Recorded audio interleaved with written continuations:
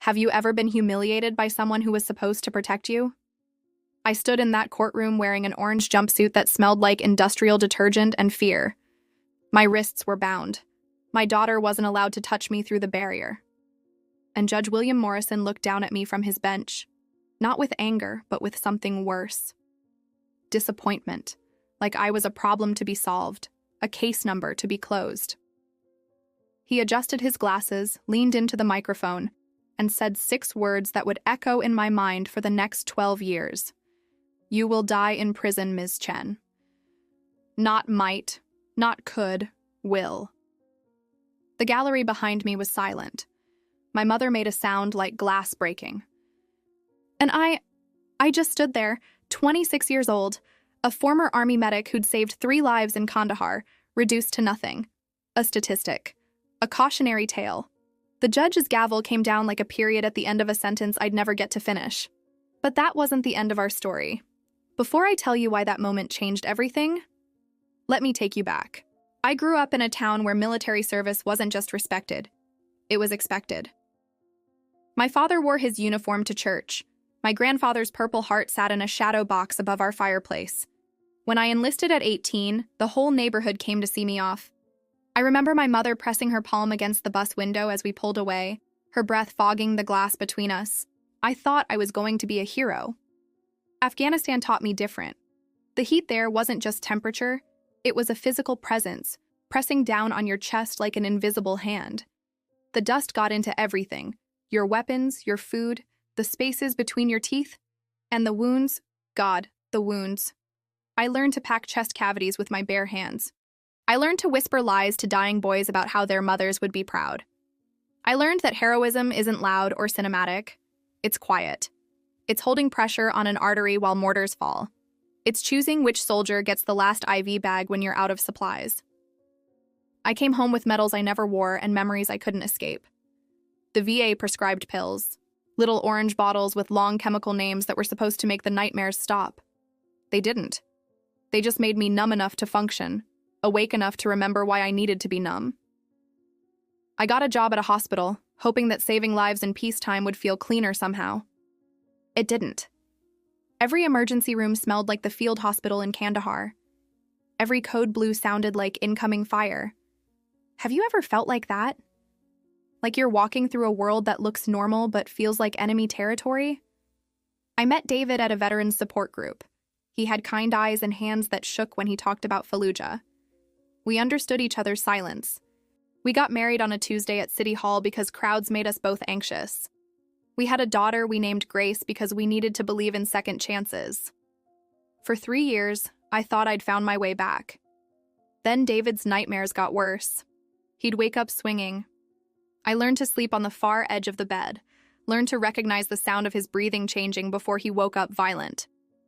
The doctors increased his medications. I increased mine. We became 2 ghosts sharing a house, medicating our way through days that felt like wading through deep water.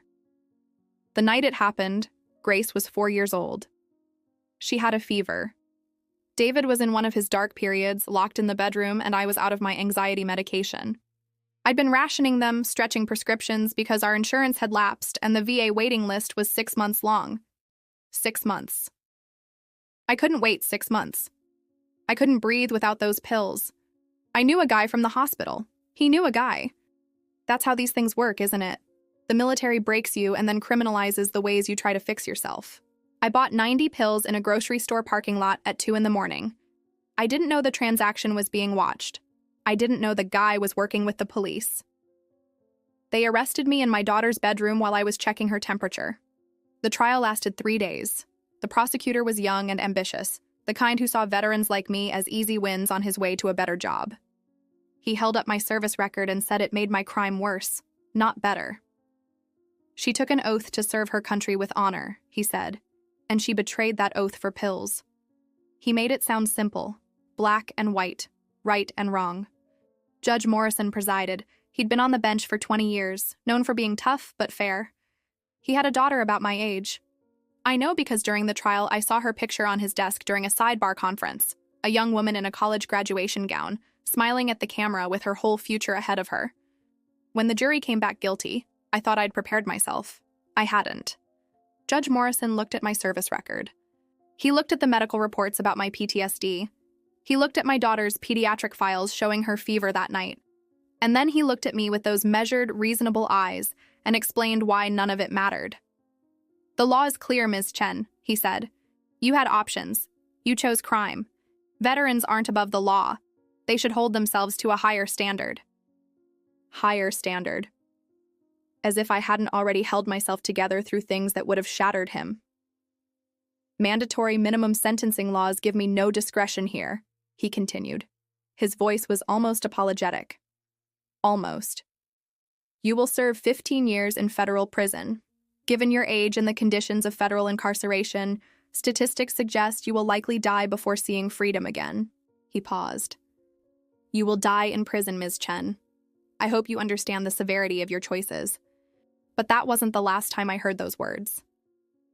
In prison, they echoed. In the pre-dawn darkness of my cell. In the cafeteria line. In the shower room where the water was always either scalding or freezing. Never in between. Other inmates had done worse things than buy pills in a parking lot. They'd killed. They'd stolen. They'd destroyed lives.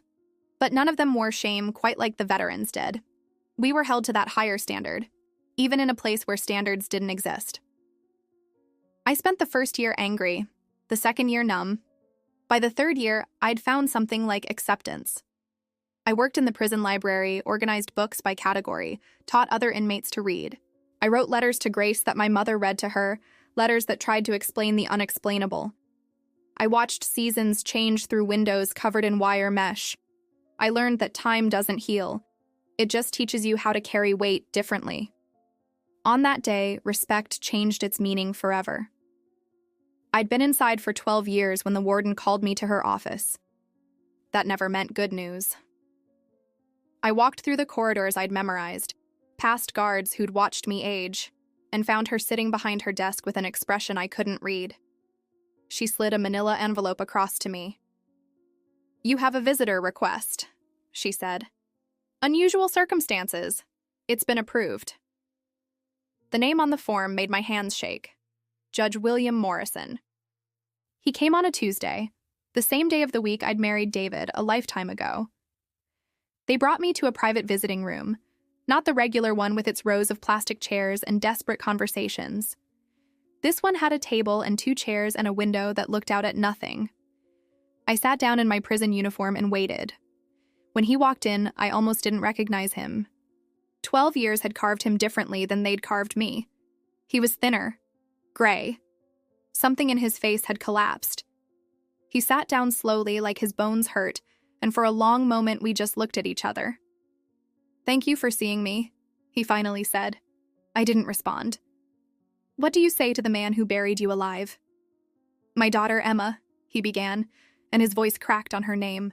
"She died 3 weeks ago. Ovarian cancer. She was 38 years old." He placed his hands flat on the table between us. They were shaking. "She fought for 2 years. Fought hard. But some battles, he couldn't finish." The silence in that room felt like pressure, like altitude. "I'm sorry," I heard myself say, and I was surprised to find I meant it. He nodded, swallowed. Emma spent her last months working on veteran advocacy. After her diagnosis, she started reading about PTSD, about the gaps in VA care, about mandatory minimums for veterans caught in the system. She read about your case. He looked at me directly for the first time. "She said you were her inspiration. She said if you could survive what you survived, war and prison and injustice, then she could survive cancer." Tell me in the comments, have you ever learned your story mattered to someone you never met? "She didn't survive," I said quietly. "No." His eyes were wet. "But she lived those last 2 years with purpose. She testified before Congress. She helped pass legislation. She changed lives." He pulled a folded piece of paper from his pocket. "She left instructions for her funeral. She wanted it to be about service, about sacrifice, about the debt we owe to those who serve. And she wanted—" He set the paper in front of me. "She wanted you to speak." The words on that page blurred. I read them 3 times before they made sense. She wanted me, I said slowly, to speak at her funeral. Yes. The woman you sentenced to die in prison. He flinched. Yes. Why? He was quiet for a long time. Through the window, I could see the prison yard, the razor wire catching sunlight. Finally, he spoke. Because she understood something I didn't. She understood that justice and punishment aren't the same thing, that mandatory minimums don't account for context, that I had discretion. I always had discretion. I just lacked courage.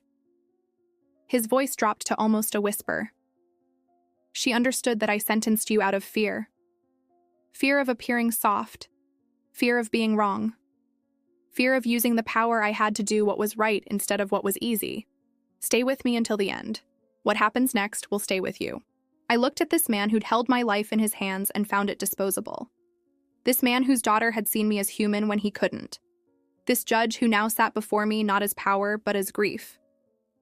I can't give you back your years, he said. I can't give you back your daughter's childhood. I can't undo what I did. But Emma believed your voice mattered. She believed your story deserved to be heard.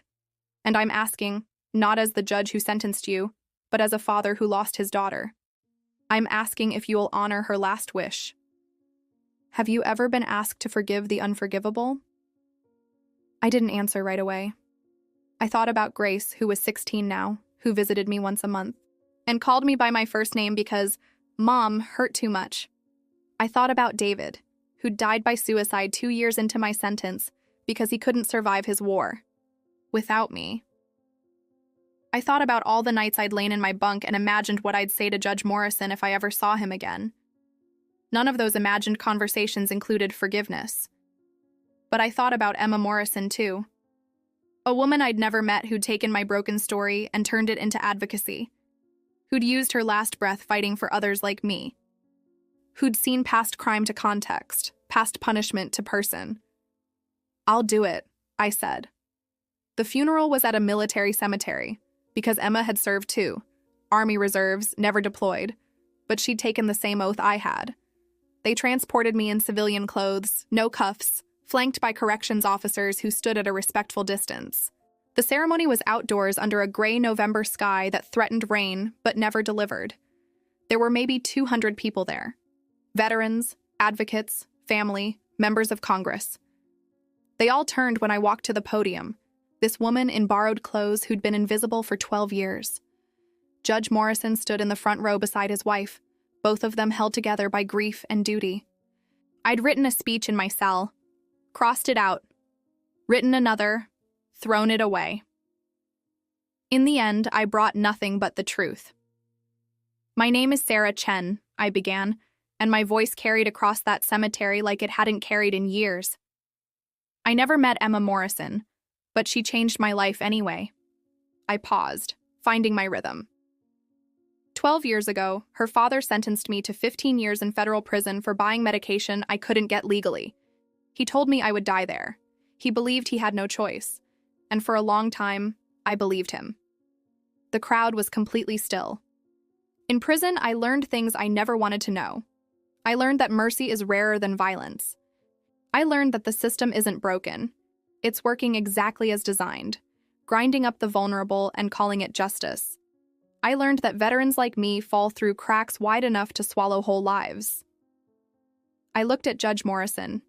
He was crying openly now. I learned that good people can do terrible things when they follow rules instead of conscience. If this story touched you, share it with someone who needs to hear it. But Emma Morrison learned something different. She learned that one person's injustice can become another person's calling. She took my story, and stories like mine, and turned them into action. She didn't just talk about change, she made it happen. Because of her advocacy, mandatory minimum sentencing laws were reformed. Because of her testimony, veterans caught in the system now have access to diversion programs. Because of her courage, judges now have the discretion to choose compassion. The wind moved through the trees around us. Someone in the back was sobbing quietly. Emma Morrison saved more lives from a hospital bed than I ever saved in Afghanistan. She understood something profound. that we're all casualties of systems that don't see us as human, and she fought for us anyway. I folded my hands on the podium. Judge Morrison once told me I should have held myself to a higher standard. He was right, but not in the way he meant. The higher standard isn't perfection. It's not avoiding mistakes or never falling. The higher standard is getting back up. It's using your pain to prevent someone else's. It's choosing grace even when you've received none. I looked directly at Judge Morrison. Emma held herself to the highest standard. She turned her father's mistake into her mission. She transformed judgment into justice, and she did it not with anger, but with love. My voice softened. That's the only standard that matters. That's the only one worth living up to. When I finished, there was silence. Not awkward, not empty. The kind of silence that feels like breathing, like a wound finally closing. After the ceremony, Judge Morrison approached me. The corrections officers tensed, but he just extended his hand. I took it. We stood there, two people who'd hurt each other in different ways, two people who'd been changed by a woman neither of us could save. Thank you, he said. She would have made a good soldier, I replied. She knew what battles were worth fighting. He nodded, released my hand, walked away. I never saw him again. But 6 months later, I received notice that my case was being reviewed under the new legislation Emma Morrison had helped pass. 3 months after that, my sentence was commuted. After 12 years and 4 months in federal prison, I walked out on a Thursday morning into sunshine that felt like a foreign language. Grace was waiting. She was 17 now, almost grown, almost gone. We stood in the parking lot looking at each other like strangers who'd once been intimately connected. I wanted to reach for her, but I'd lost that right a long time ago. She reached for me instead. We didn't speak.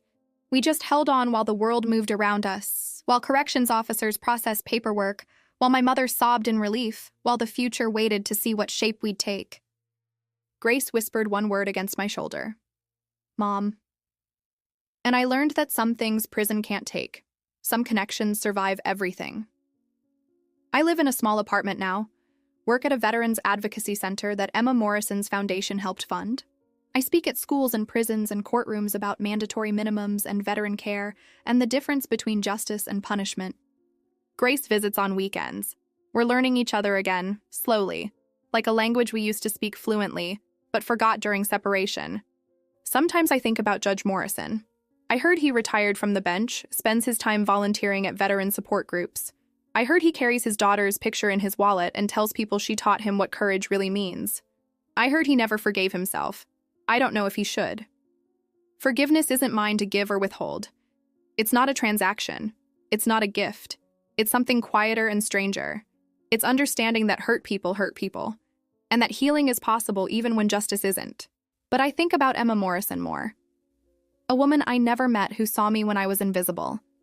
Who took my pain and turned it into purpose. Who understood that stories like mine aren't about one person's fall. They're about systems that push and people who catch. I keep a photograph on my desk at the Advocacy Center. It's from her funeral. The cemetery, the gray sky, all those people gathered to honor someone who'd honored them first. I look at it when I'm tired, when the work feels impossible, when another veteran comes in desperate for help they can't access. And I remember what she taught me without ever speaking a word, that one person's voice can change everything. That redemption isn't about erasing the past. It's about refusing to let the past define the future. That truth doesn't shout. It simply waits for the right moment to be heard. Judge Morrison told me I would die in prison. He was wrong. I died in prison and came back anyway, resurrected by a woman who believed my life still had meaning. And now I live for her, and for Grace, and for every veteran caught between service and system, between honor and survival. Sometimes people ask me if I'm angry, if I hate Judge Morrison for what he did. The answer is complicated. I'm angry at the system that gave him no choice. I'm angry at the policies that value punishment over rehabilitation. I'm angry at a culture that asks veterans to sacrifice everything and then criminalizes their trauma. But Judge Morrison himself? He was just a man doing what he thought was right, following rules written by people who'd never held intestines in their hands, or watched friends die, or learned that coming home from war is sometimes harder than going. He learned better. He changed. His daughter taught him. And maybe that's the real story. Not my fall or my resurrection, but Emma's understanding that transformation is always possible, that people can grow, that the judge who sentences you to death might one day ask you to speak at his daughter's funeral, and you might say yes, because grace is more powerful than grudges. I think about that moment in the courtroom sometimes, when the gavel came down and my mother made a sound like breaking glass. I think about how certain I was that my life was over, how wrong I was. Because life doesn't end when we think it does. It transforms. It survives.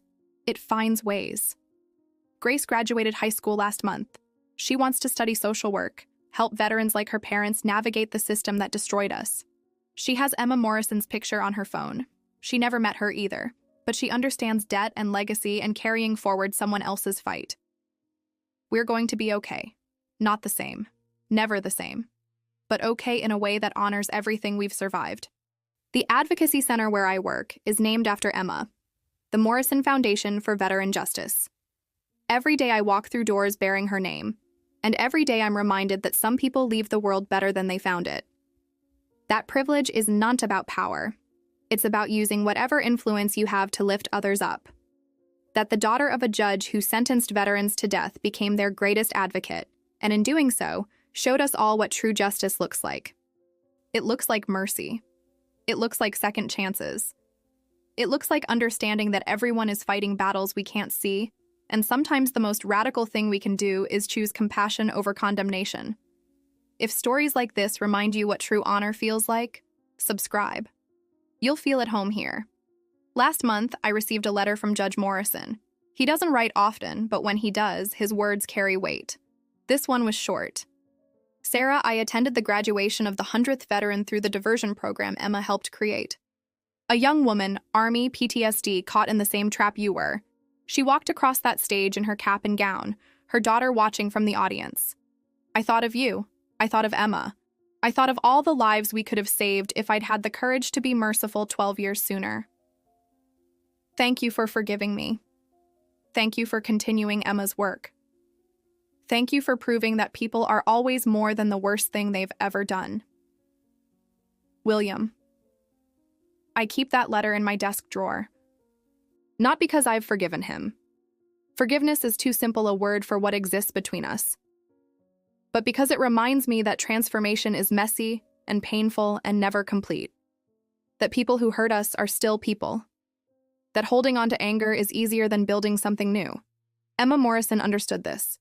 She saw her father's failure and chose not to repeat it. She saw my destruction and chose to prevent others. She saw a broken system and decided to fix it. One policy at a time, one testimony at a time, one life at a time. And now Grace and I do the same work. Every veteran we help is one Emma would have helped. Every policy we change is one she started changing. Every life we save is her legacy living forward. That's what redemption really means. Not erasing the past, not forgetting the pain, but using everything we've survived to make sure fewer people have to survive the same things. Taking the worst moments of our lives and transforming them into the best moments of someone else's. Judge Morrison sentenced me to die in prison. He was wrong about that. But he was right about something else. Something he said during my trial that I hated then, but understand now. Veterans should hold themselves to a higher standard. Yes, we should. But the higher standard isn't perfection. It's perseverance. It's using our brokenness to build something beautiful. It is standing at a funeral for a woman we never met and speaking truth that honors her memory. It's forgiving the unforgivable not because it's deserved, but because carrying hatred is heavier than carrying hope. Emma Morrison held herself to the highest standard. She turned her father's mistake into her mission. She transformed judgment into justice. She taught us all that one person's compassion can undo 1,000 people's cruelty. And when I stood at her funeral and spoke those words, when I looked at her father and chose grace over grudges, I learned something profound. That freedom isn't a place or a status. It's a decision. It's choosing every day to be more than what happened to you. It's refusing to let the worst day of your life become every day. I was freed from prison 2 years ago. But I freed myself the day I agreed to speak at Emma Morrison's funeral. The day I chose to honor her vision instead of nursing my wounds. The day I understood that sometimes the people who hurt us most become the teachers we needed. Don't miss the next story. It's one of the most powerful I've ever told. But for now, sit with this one. Let it settle. Let it remind you that respect doesn't erase the past, it just changes the weather. That silence can speak louder than power. That the quietest moments hold the most powerful truths. Judge Morrison said I would die in prison. And I did. The woman who went in never came out. But someone else emerged. Someone stronger. Someone who understands that survival isn't about avoiding pain. It's about transforming it. Someone who knows that the highest honor we can give our pain is to use it to prevent someone else's. Emma Morrison never knew me, but she saved my life.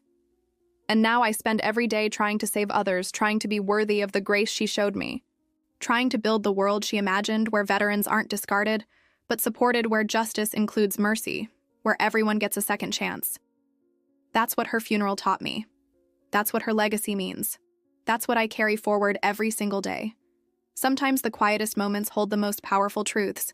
And sometimes the person who buries you is the same person who asked you to speak at his daughter's funeral. And you say yes, because grace is the only thing powerful enough to break the cycle of pain. That's my story. That's Emma's legacy. That's what happens when we hold ourselves to the highest standard. Not the standard of perfection, but the standard of love.